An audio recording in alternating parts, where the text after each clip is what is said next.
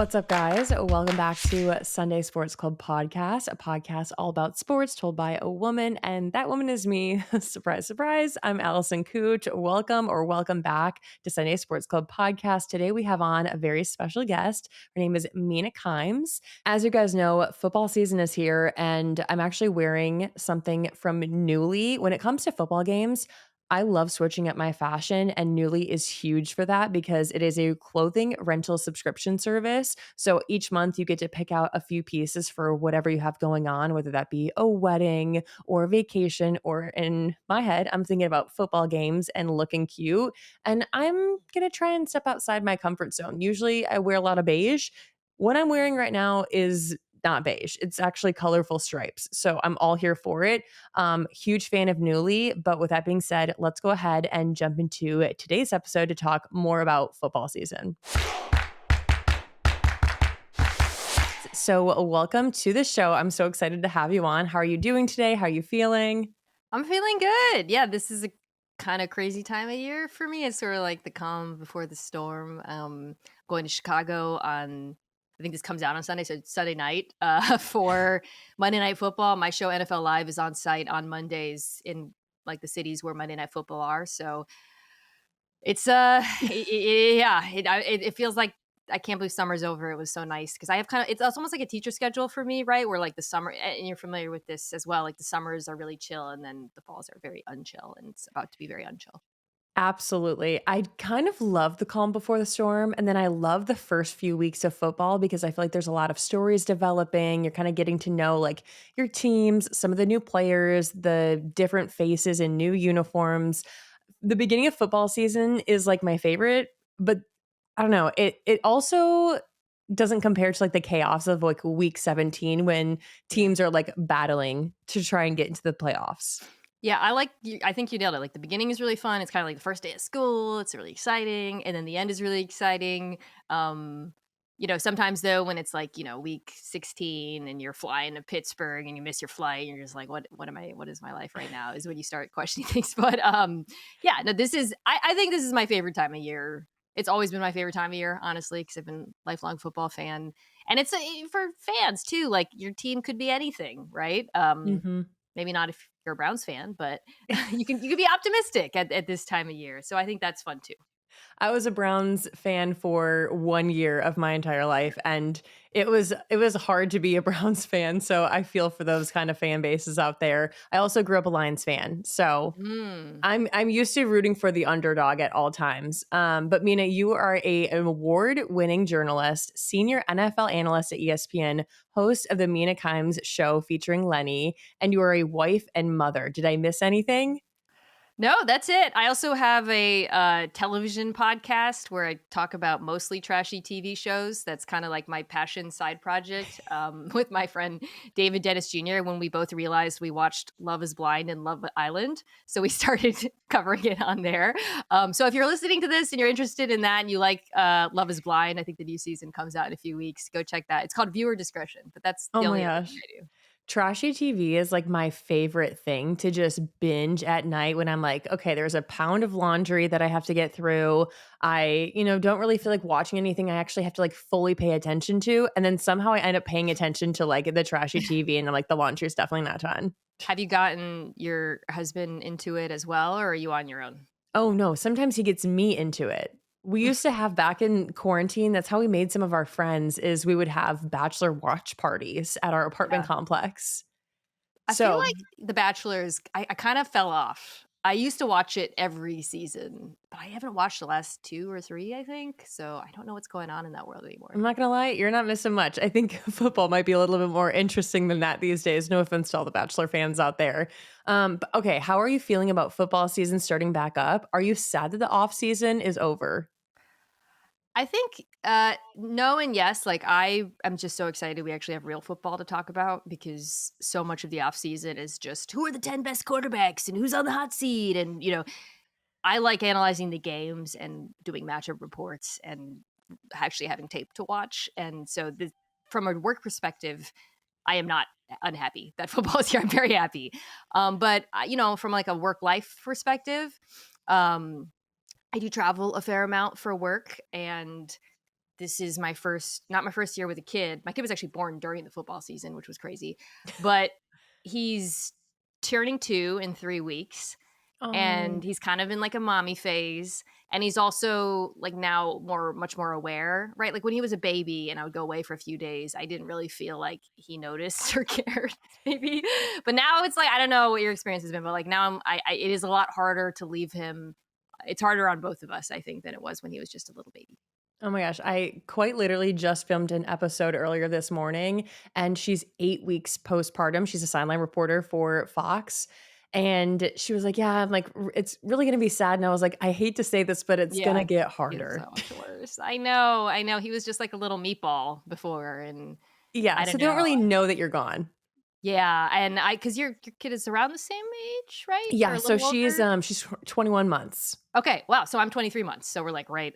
Yes. I don't know if you do the mama data phases, but right now, like, it's a lot of, like, if I leave the room, "Mama, mama, Yes. where mama?" And it's like, that's just like a dagger to my heart. Now imagine you're leaving with a suitcase and you hear a little voice go, "Mama." It's just, Oh, no, it's a dagger it's to my tough. husband's heart. Yeah. The poor Oh, guy yes, is yeah. like, Does a little part of "What you, about like, me?" treasure it, though? Like, there's a little part of you like, "Mm, Oh, no, a sucks to huge be part of me, you." I'm like, "You know what? This is probably not gonna be forever." Like, she is Yes. going to eventually be a teenager, and I remember as a teenager, my relationship with my mom and how I looked to her, and, I'm going to savor this as long as I can.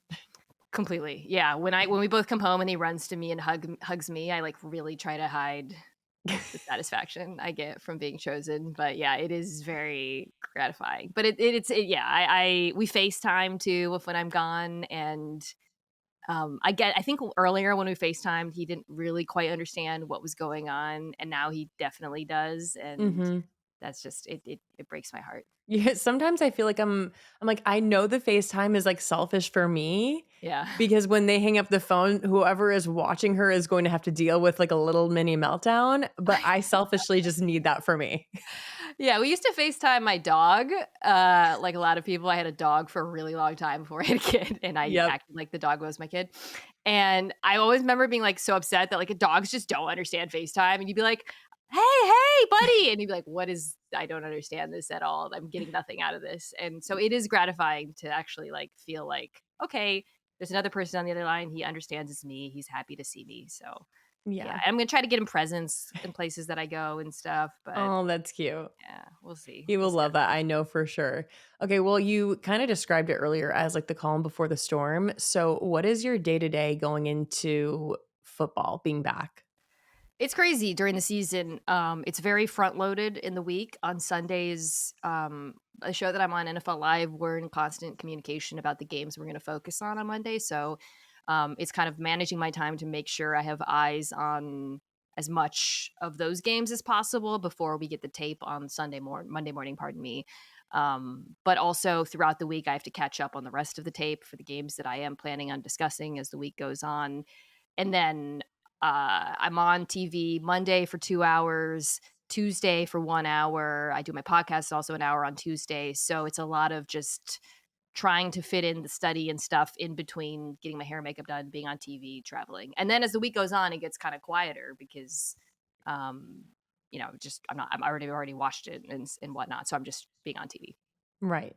I feel like it's, definitely a job where you can't really fake it till you make it. Like, you have to have the knowledge of these, like, storylines. You have to know the names. You have to know the big picture and some of the small intricacies as well. So it's kind of just like you have to build off of the knowledge you already have, and if you get behind, it's like you have to, like, really make up for that. Oh man, I don't know. If I like took a year off football, I mean the league as you know all too well, like it turns over constantly. It's not like basketball or baseball where you're really kind of talking about the same guys every year and you got it's just so different. See, rosters are so different, coaching, strategy, statistics, scheme, it changes constantly, which was like a concern of mine when I was out. I took a 2-month maternity leave during the season, and everybody was like, "Just, like, take a break, don't watch." I mean, I didn't skip like, I watched it all, and I was constant like, even though I wasn't on TV for 2 months, I was like, "I can't go back to being on TV when I returned from my leave ahead of the playoffs and just not have been dialed in to what's going on," because, yeah, it's like a treadmill, you have to stay on it. Yeah, that's kind of crazy you say that. Well, how do you balance work, motherhood, your relationship, alone time? Like, how does that all look? Girl, I got a nanny. So sorry, that's my first answer always. I feel like I hate it when no, I don't hate it. That's but like as like a working mom, like I feel like I have to emphasize that first. My life would be impossible if I didn't have help. And um but, she's been there with me since the beginning, which is why I was able to work that first season. And I feel like I also like learned how to be a mom from my nanny. So Literally. like, I also just like I wasn't someone I didn't have like younger siblings. I didn't babysit that much. So I didn't know like how to give a baby a bath, like just the dumbest stuff. So she's awesome. And then, my husband and I like really are partners in that in terms of like making sure we are scheduling everything. He knows when I'm gone so that we can, if we need extra help. We also, my schedule is such we're like 5 to 7 every day, even during the season, is family time, except for on Sundays. So it's like pencils down, and then unfortunately, it's often pencils right back up once he goes to bed. But yeah, it's just being. I find, and I'm sure you can relate to this, that I'm just much more intentional about my time than I was before I had a family, like before I had a kid. Like it used to be more like, I don't know, let's see where this Saturday goes. And now it's like, nope, Yes. everything is like scheduled. I just have to be much more, and then when I am working, I gotta work. I can't like fuck around the same way that I did before. Absolutely. It's crazy. I mentioned this in another interview as well, is that the 15 minutes, like what I can get done in 15 minutes now versus what I could get done in 15 minutes before I Yeah. had a daughter are vastly different. It's like it would have taken my entire day to do now what I can accomplish in such a short period of time. And I don't Yeah. know what I ever thought was keeping me so busy, but I was never busy. It's the pressure, like, you have to do stuff. Like, if you have a child, it's just like, you have to be done by a certain time. You have to use that time to get stuff done because there's no other choice, right? And it's just you're living on their schedule now. I mean, that's the bargain that you Your make. boss is now a 2-year-old Oh, and he fully. doesn't care about what you have going on. He is absolutely the boss of our household, and it is very funny. Luckily, he's a good boss. You're like, "He gives me some time off, every once in a while." I am so excited to talk about this new Coterie product. You guys, I've loved Coterie diapers and wipes for my daughter, and I'll be using them in the future. And I'm so excited because now they're taking baby care from top to bottom with their new skincare line that I am able to use for my daughter as well. It's designed for sensitive skin from day one, so like newborn to toddlers. Baby skin is so delicate and their microbiome, their skin barrier, it's all developing. And I'm a big believer that long, complicated skincare routines can potentially give more unbalance. And Coterie developed a minimalist routine with a gentle, less is more philosophy in mind. And in the name of making parents' lives easier, all the products are multitasking. First Wash is a tear free hair and body wash that leaves everything so silky. Soft cream lightly but so effectively moisturizes both face and body. And Bun Balm is this gorgeous occlusive balm that I love not only for diaper changes, but also for dry patches all over. You guys, it comes in the cutest container as well. And it's not like that matters, but like it looks cute sitting on my daughter's dresser. And another thing is, I love that these take out a lot of that guesswork by being hypoallergenic, dermatologist tested, made without fragrance or parabens, cruelty free, vegan, microbiome friendly, and pH balanced. You all know I'm an ingredient list checker and so picky about what products I trust for my daughter. And I can't wait to continue using the Coterie's new skincare for my daughter from day one all the way into the toddler years. And I'll admit, I also might use it for myself. So be sure to head to coterie.com and use code Sunday20 at checkout for 20% off your first order at coterie.com. I'm running a marathon, and with that, I need to increase my water intake and make sure that I'm also getting in all of my electrolytes because I be sweating. I be sweating a lot. So I want to take a second to talk about Cure.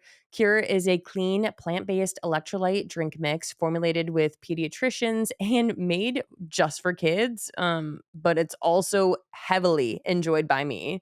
So there's no added sugar, no artificial sweeteners, no fake colors, just real hydration you and your kids will love. My daughter just started dipping her toes into, tasting some juices, some other drinks besides water, and we found Cure, and I'm not turning back. Cure is clean, kid approved hydration, no added sugar, no artificial sweeteners, flavors, or colors, and it's safe for kids 1 and older, made from premium plant based ingredients and developed with pediatricians and backed by science. Cure has delicious flavors for the whole family. So they have fruit punch, pink lemonade, and mixed berry, and they come in easy stick packs. So just mix with water, and literally that's it. It's perfect for lunch boxes, soccer games, or just getting your kids to drink more water. And Cure is also a female founded brand, mom made for moms. So, such a big fan of this. And I also love that my daughter is getting a little increase into her hydration because this girl does not like the taste of water, just like her mom. So, you know what? A little bit of this, and she's good to go. And I also love it as well. So, if you want to feel good about giving your kids something that's actually good for them, go to curehydration.com/Sunday for 20% off your first order. That's curehydration.com/Sunday for 20% off. Clean hydration the whole family will love. Whether you're here for touchdowns, the tailgate, or just good times with friends, DraftKings Sportsbook, an official sports betting partner of the NFL, adds extra excitement to game day. Even if you're new to betting, it's simple and fun. Just pick a team or your favorite player, or the cutest one. Here's the best part. When you sign up and place a $5 bet, you'll get $300 in bonus bets to play with right away. Plus, enjoy over $200 off NFL Sunday Ticket from YouTube and YouTube TV so you can host the best watch parties all season long. Download the DraftKings Sportsbook app and use code SSC to get started. That's code SSC for new customers to get $300 in bonus bets instantly with just a $5 bet. Plus, over $200 off NFL Sunday Ticket from YouTube and YouTube TV.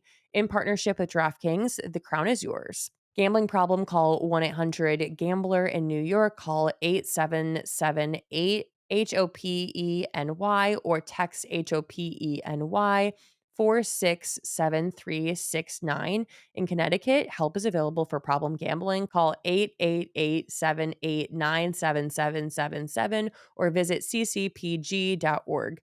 Please play responsibly. On behalf of Boot Hill Casino and Resort, fees may apply in Illinois. 21 plus age and eligibility varies by jurisdiction. Void in Ontario. Bonus bets expire 7 days after issuance. See sportsbook.draftkings.com/promos. NFL Sunday Ticket offer for new subscribers only and auto renews until canceled.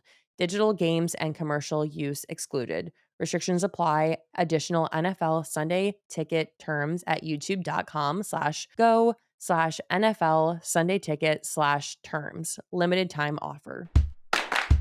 Well, you've had this incredible career arc from investigative business journalism to becoming one of the sharpest NFL voices.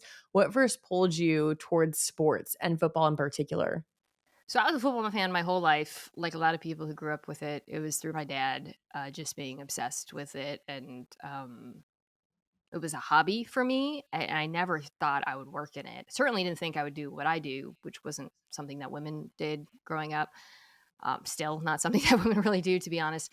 But it was just a passion, and I was a writer for a long time, and I was a business writer, and then I was a sports writer. But never again thought it was something I could do. Other people kind of thought of it for me. When I was a business writer, I wrote something personal about football, and someone at ESPN reached out to me and said, "Hey, it seems like you really like football. You have this like hardcore business investigative job, but you posted this essay, and also you are like constantly just shit posting about football on the internet. So like maybe you should do that." So I did. So yeah, you can shit post your way into a job, ladies. But so I took Love that, and that. then I was a writer for a while. But then I started getting invitations to talk about sports, more Exos type stuff on TV, and then I switched full time to doing that around like 2019 or so. So it's been Mhm. a little bit now, but yeah, it was like a bit of a risk on the part of ESPN because in my field. we have women in sideline jobs and hosting, and that in itself is like a whole other craft. But opinionators or analysts are typically the province of former players, so it was unusual for like a litany of reasons for me to do it.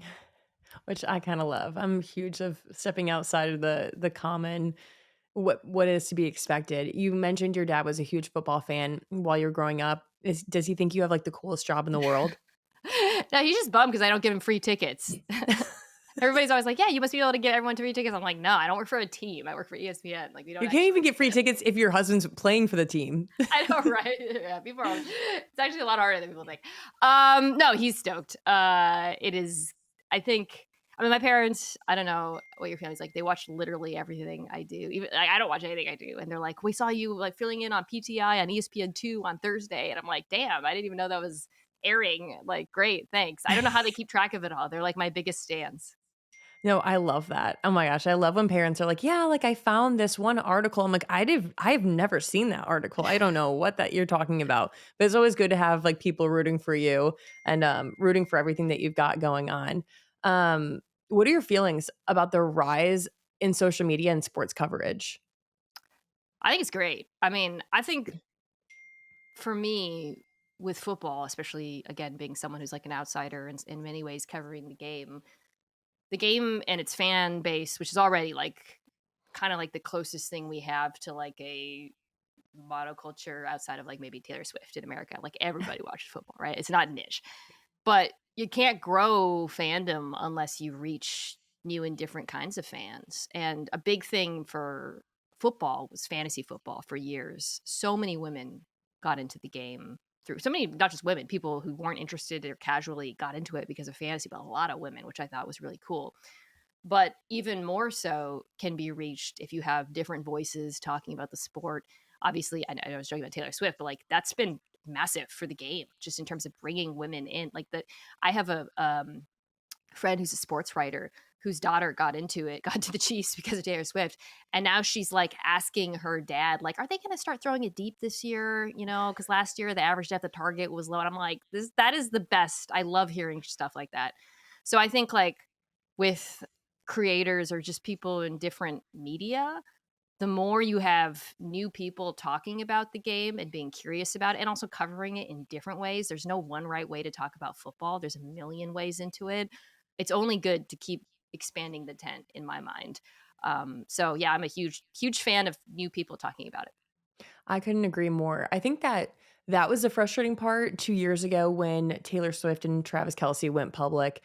Everybody was so frustrated. They're like, "Well, they're fake fans." I'm like, any reason to get interested into football, like, shouldn't be a bad thing. It doesn't mean, like, they're taking a slice of pizza and you can't have it. Like, football's not a pizza. You like, there's enough for everybody to go around and everybody can be a fan, and it should be that much more fun. And so I feel like any reason for people that get interested in sports or even start like, Yeah. asking questions or watching games, who cares? Who cares if they're like, yeah, yeah, huge fan of the Baltimore Ravens because I like the color purple. Like Okay. there are so many reasons. So on that note, I have a friend who is a friend from college who's a gay guy, lives in Tennessee, does not give a shit about football. He has like a corporate fantasy league and they all had to join. So he drafted his entire team based on who he thought the hottest players were. But he ended up with like a super team because he got Saquon. He Oh yeah. drafted like Lad McConkey with the Chargers, and he just started winning early on because he like inadvertently drafted this like monster team. And then he just got really into it. So he started texting me like, "Okay, Lad's out this week. Do you think I should start this player or this player?" And he actually started watching some of the games. He was like, literally, like he was like, he's like, I need this many points from like Saquon this week and this many from Malik Neighbors. Like, do you know what time they're playing? And by the end of the season, I swear to God, he knew more about football than like anyone in his little corporate league, and he won the whole damn league. And I feel like what a great example of how the silliest, like goofiest way in can actually convert you into being a fan of the sport. And now he's still obsessed with Lad McConkey, by the way. Like, Exactly. I'm just like anybody can be a fan. It's like it's not some secret club. It's just like find your entryway in and then get interested and you'll start learning more and more. And I think I just love it because football can be so juicy. It can kind of be Mhm. like trashy TV if you think about it. Like there's so many different storylines happening outside of the game of football, and I think that's my favorite part is and it's what makes it interesting for me is like the full picture of like some of these players. What are they doing in the off season? What does their home life look like? Look, what adversity have they overcame? And that's my favorite. Yeah, there's like a guy who does these funny bits on TikTok where he like talks to his girlfriend about football storylines like they're tea, like he, and Wait, I it gives haven't her. seen that, but I want to They're watch so funny. that. I forget his name, but he's like, and then da da da, and she gets really into it, and I'm like, you know what? It really is like Housewives for men mostly. But like, you can make yeah, you're right. They're real people. They've got personal drama, personal like lives that affect how they play, honestly, where they Yep. want to play, and it is fun to try to paint a fuller picture for people. Exactly. So, how did ESPN and your colleagues support you through pregnancy, the postpartum period, and what did they make sure to do, like, to support you? I love that question so much. I don't think I've ever been asked it. I'm very blessed to be on a show with like a group of people who I've been now working with for 6 years who are like my family. So it's three guys who all have kids at different ages. Like we have one with adult kids, one with teenage kids, one with like very young kids. And then a host, Laura Rutledge, is our host of our show, who has very young children.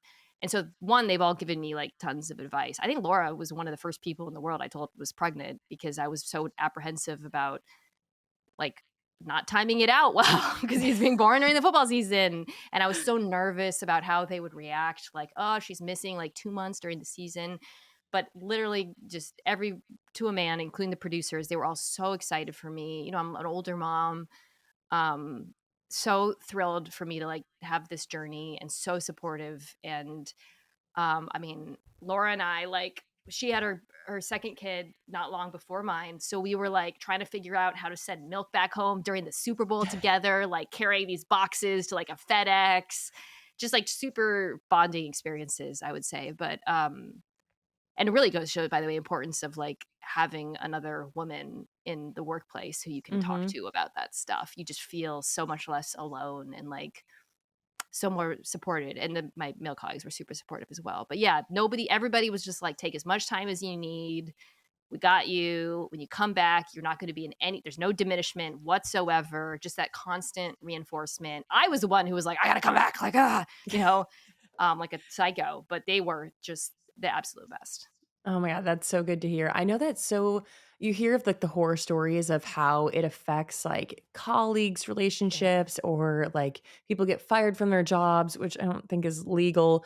But you hear of all these like horror stories, and it's so nice to hear something like totally opposite where it's supportive and it's like, hey, we're gonna be waiting for you when you get back, and we're excited for you. And it feels more like a family. And I think that's kind of like what I also love about sports and like Yeah. anybody in and around like like dip of your toe into the sports world, I feel like it's more family oriented in some way. You know what? The other thing I love about being a mom now in my world is not even just my teammates, but talking to players. And I'm sure, like, I feel like everyone, this is such a universal experience. You just have something to talk about with everybody, right? Like, Yep. there'll be moments where I'm like, so they switched from a 4-3 to 3-4. What do you think about that? But I swear to God, it's made it so much easier for me to relate to players just casually. Um, I'll never forget, I was at the Super Bowl this year.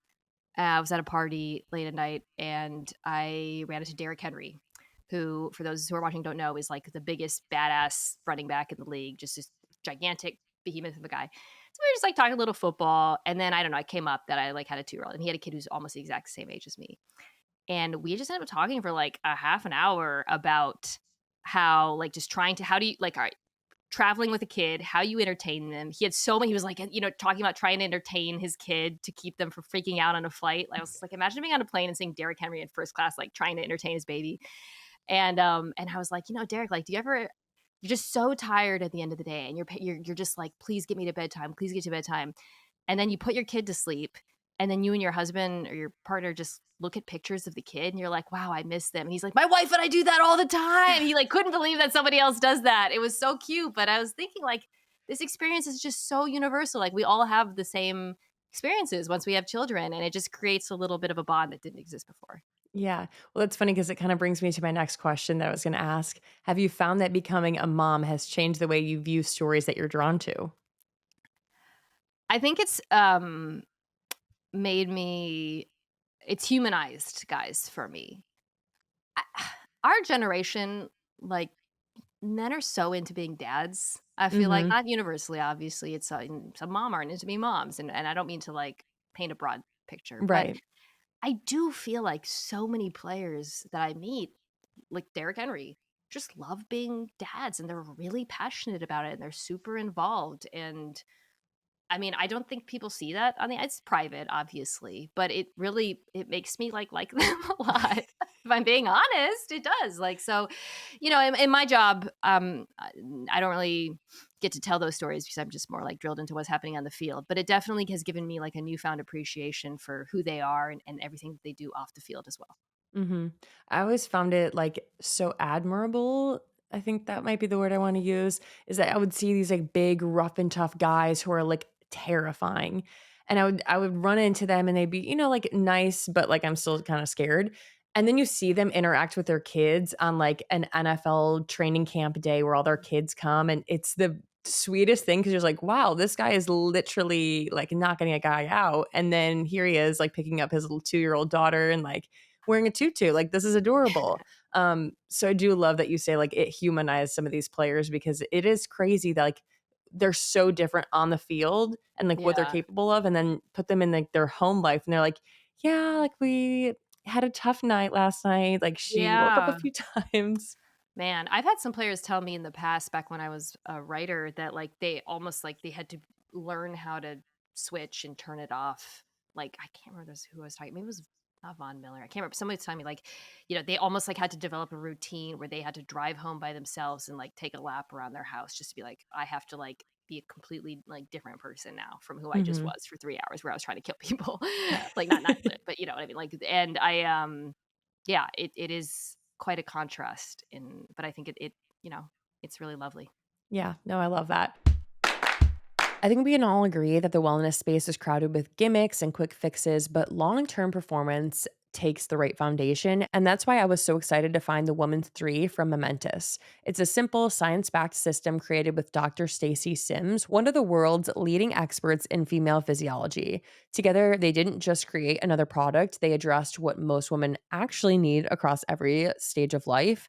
The system focuses on iron, calcium, and vitamin D3, three nutrients that are often overlooked but critical for energy, bone health, recovery, and resilience. And the way it's delivered matters because they have AM and PM doses that are optimized to avoid nutrient interference and also to boost absorption. So every ingredient in the Woman's 3 is NSF certified for sport, which is the gold standard in independent testing. It's not the industry norm, it's the momentous standard. And that means it is suitable for professional and Olympic athletes, verified label accuracy, and guaranteed purity and potency. And it's not just about products because Momentous is also stepping up with the Change the Ratio, a $500,000 commitment to close the gender gap in health and performance science, with only 6% of studies dedicated to women's physiology and biology in the space. They're investing in the research institutions and experts who are going to change the game for the women. So it's more than just equity, it's also about seeing what's truly possible. So if you're ready to cut through the noise and build your routine on real science, head to livemomentous.com and use code Sunday for up to 35% off your first order. That's code Sunday at livemomentous.com. These days, I am go, go, go, whether I'm at a workout or I'm at a play date or I'm driving from point A to point B. I need a quick high protein snack. And that's where David protein bars are made for these exact moments. If you guys are new to David is the least calories for the most protein that you'll ever find in a bar. They have more protein and fewer calories, and it'll help you increase muscle and decrease body fat. Most protein bars are packed with sugar and excess calories, and David bars are different because they're packed with 28 grams of protein and only 150 calories, 0 grams of sugar. Huge fan of that. So they're great for staying full and hitting your protein goals without all that added junk. And they're ideal for people who are looking to increase their protein, cut the sugar, and manage calorie intake. I also think they're ideal for people who are on the go, probably people who are moms or parents or, I don't know, people who live very busy lives like me. David also has a high protein to calorie ratio. So 75% of its calorie comes from protein, 50% higher than any other bar. It comes in this iconic gold packaging and it's available online and also at retailers. So perfect for keeping in your bag for a quick, satisfying snack. And it's available in multiple delicious flavors, which are honestly all kind of worth trying. They're endorsed by fitness enthusiasts and professionals like Andrew Huberman and help with muscle maintenance, recovery, and overall health. So that's why I always have David protein bars with me. And right now, David is offering my listeners a deal. So you can buy 4 cartons and get the fifth one free at davidprotein.com/Sunday. That's davidprotein.com/Sunday to get your fifth carton free. You can also find David on Amazon and at local retailers. You just use the store locator on their website. Humans aren't perfect, but David is. If you guys have been keeping up with any of my social media, you may know that I am running a marathon. Well, I'm not running a marathon right now, but I am training to maybe run a marathon. Honestly, I just hope to complete the marathon because it's been a huge goal of mine. And when it comes to running, the biggest game changer are shoes. And so I've been looking into like getting a new pair of shoes and what's comfortable.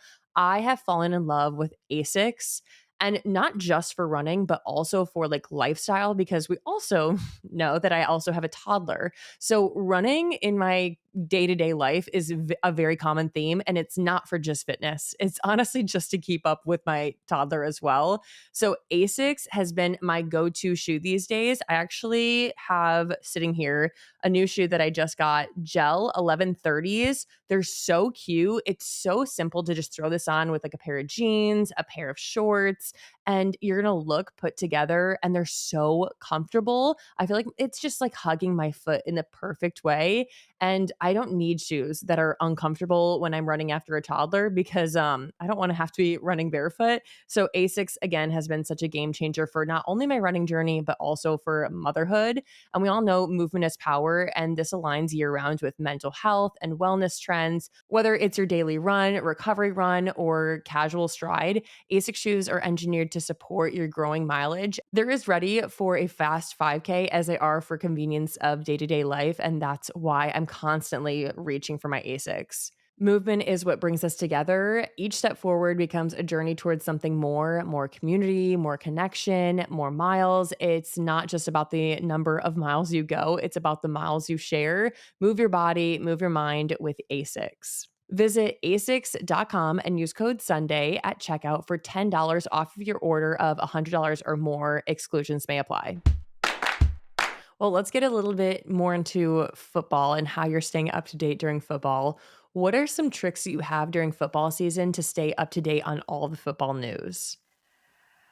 Man, it's so entrenched with me. I don't even like think about it anymore. I'm a big podcast person. I have my own show, which is like pretty nerdy. But if anyone here listening is a hardcore football fan, check that out. But I think sometimes I'll do if I'm trying to listen, like learn more about certain teams. There are like team specific podcasts that I'll stay sort of keyed in on.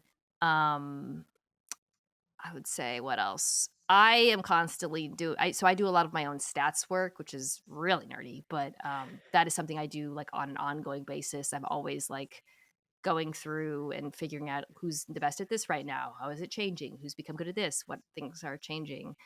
Um, and then I would say just like, yeah, reading, like The Athletic does a great job covering football for people who are tuning at ESPN. Obviously, we cover it nationally.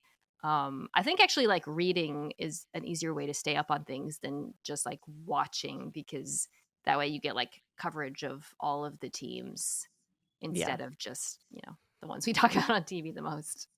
absolutely. It's you mentioned it earlier too, is that like the beginning of a football season is crazy because you have different coaches and coordinators and so many twists and turns. My husband was on a few episodes of Good Morning Football this off season, and he was making note cards for some of Yeah. the head coaches. And I mean, he played in the league for 7 years. So like he knows these guys there's so many changes that are constantly happening, and it goes above and beyond just like watching a football game on Sundays. It's like reading about it, like learning all the intricacies. It goes like so much more. It goes deeper than that.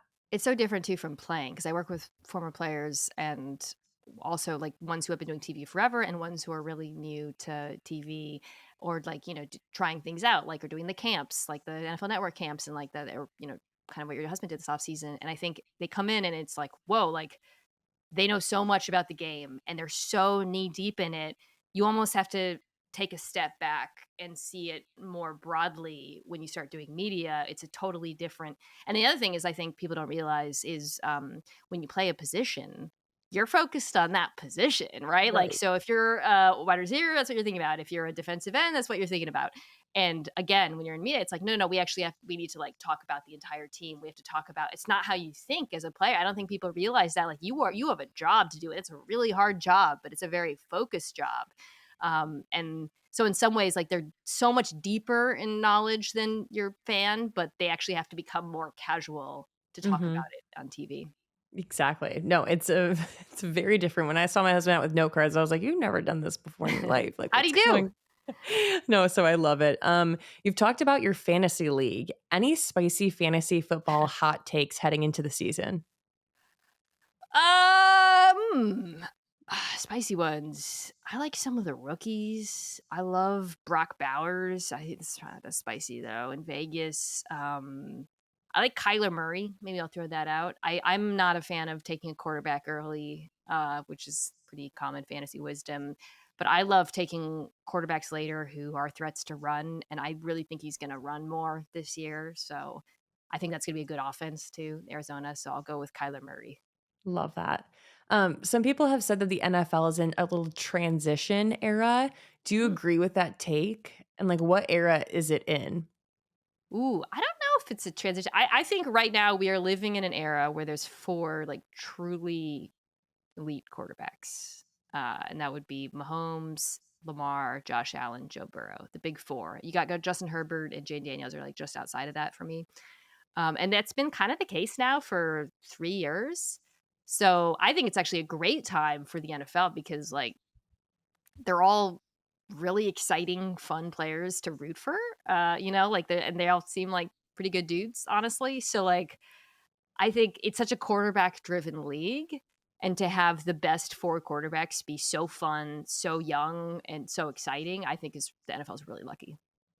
Well, you mentioned those top 4, so I have to ask, even though football season has yet to begin, who do you think is gonna win MVP this year? I picked Lamar, who I actually voted for last year. I'm a MVP voter. I just thought him and Joshua was really close last season.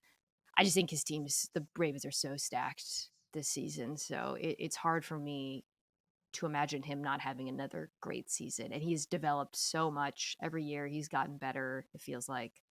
So yeah, I'll go with Lamar. Okay, I love that. Well, and then I have to ask the question, who's your Super Bowl matchup? I actually just changed this because of the Micah Parsons trade. So I have Ravens Packers in the Super Bowl, which would be really fun because a little bit of a change. Yeah, right. Finally some change. I know, right? I still think Chiefs are going to be really good. I think the Bills are going to be really good. I just think the Ravens are the best team in the AFC. And then on the NFC side, like the Parsons trade is that big. I mean, and again, to like go back to like things that could be tea. I mean, it really is. It seems to be a case of like hurt feelings and Yep. billionaires getting in their feels and making bad decisions and yeah, you do. I guess again for folks who are newish, players like that don't get traded. Like this does not happen. They asked me about it all summer and I was just like, no way, this will never happen. It's so crazy, so stupid. And then it happened. It actually happened and he got traded to a good team. So It's that's going to crazy. be really fun. So crazy Yeah. that it happened. I'm Yeah. I'm kind of excited to see how that develops over the football Yes. season and how everyone else tends to feel about that. If you Really. could ask the players any question you wanted, what would you ask? Ooh, different players, I would ask different things, but, I think I would love to be able to just talk to players more, like, honestly about what they think of their coaches and, like, whether or not they think they're putting them in positions to succeed, because that's something that a player will never throw their own very rarely will. criticize their coach in public, and that's something that's very, I mean, it's not just football, but I would say football is maybe more so than any other sport. It's like you really gotta walk the line. That's crazy because you kinda hit the nail on the head there. My husband, in his career, never once spoke negatively about a coach, but definitely as his wife, I saw, like, the fluctuations and, like, "Wow, I really love this coaching staff," and, "Oh my effing okay, this is happening." Yeah, And it is crazy because a lot more politics go into football than I think some fans and people yeah, realize is that politics plays a huge role in, like, keeping owners happy, keeping the head yeah. coaches happy. It's crazy. Everybody has different incentives too. Like some coaches are trying to save their jobs. Some coaches are trying to do what's best long term. Some coaches and GM, some coaches are just doing what the GM wants them to do. It is a lot of things. And the other thing is, this isn't just politics, but like I think people don't understand. Like they're just workplaces, like any workplace. So like sometimes guys get traded. This isn't the case with Parsons, but sometimes guys get traded because people just don't like them.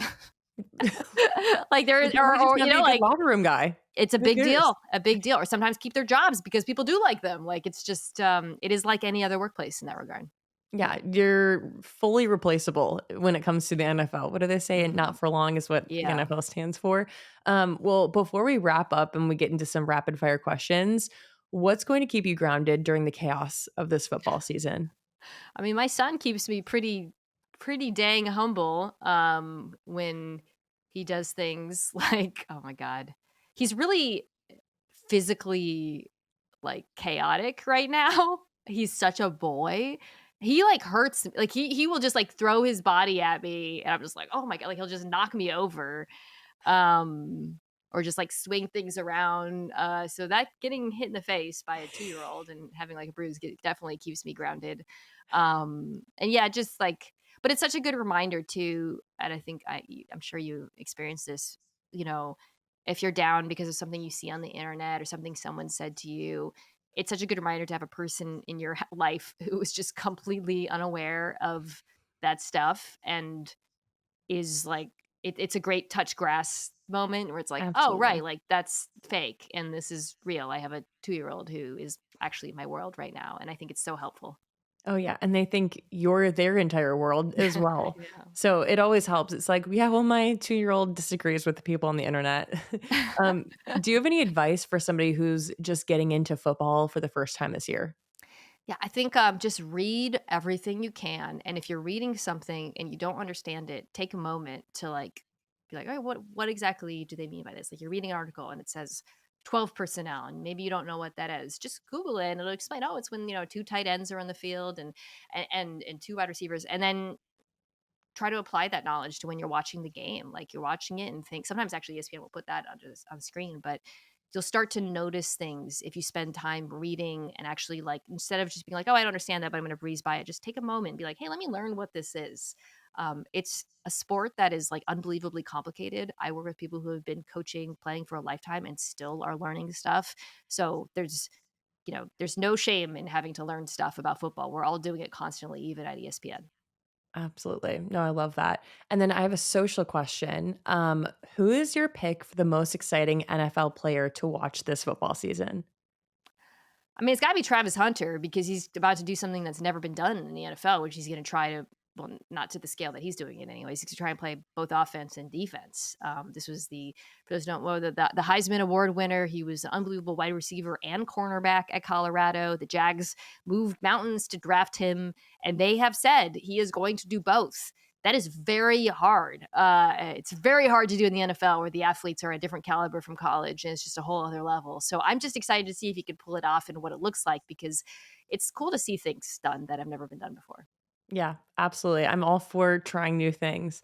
All right, let's jump into some rapid fire questions. Okay. Question number one: college football Saturdays or NFL Sundays? NFL Sundays. It's a better sport. I love college football, but Agreed. Pre-game analysis or post-game breakdown? Ooh, that's a good one. I would say post game because I like to talk about what happened and why rather than trying to predict the future. Love that.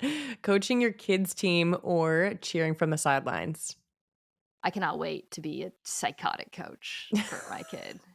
The parents are going to be terrified. Oh my God, I'm going to be an animal. Every sport too. I played soccer growing up. I cannot wait for him to play soccer and just to be a freak on the sidelines. Can't wait.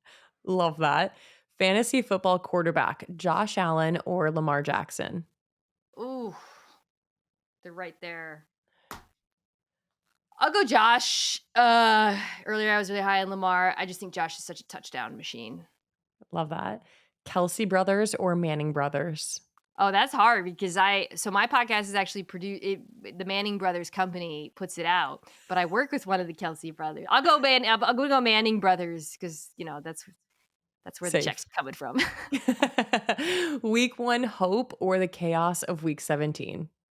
Week 1 hope because everybody gets to be excited and happy.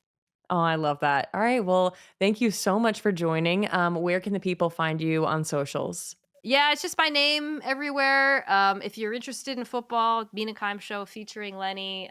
We've been going for like 7 years now. And if you're interested in Love is Blind and Love Island breakdowns, you can check out my TV pod, viewer discretion. It's all at youtube.com/@MinaKimes. Perfect. All right. Well, thank you so much for tuning in. I hope you guys enjoyed listening. Be sure to tune in every Sunday, wherever you get your podcasts.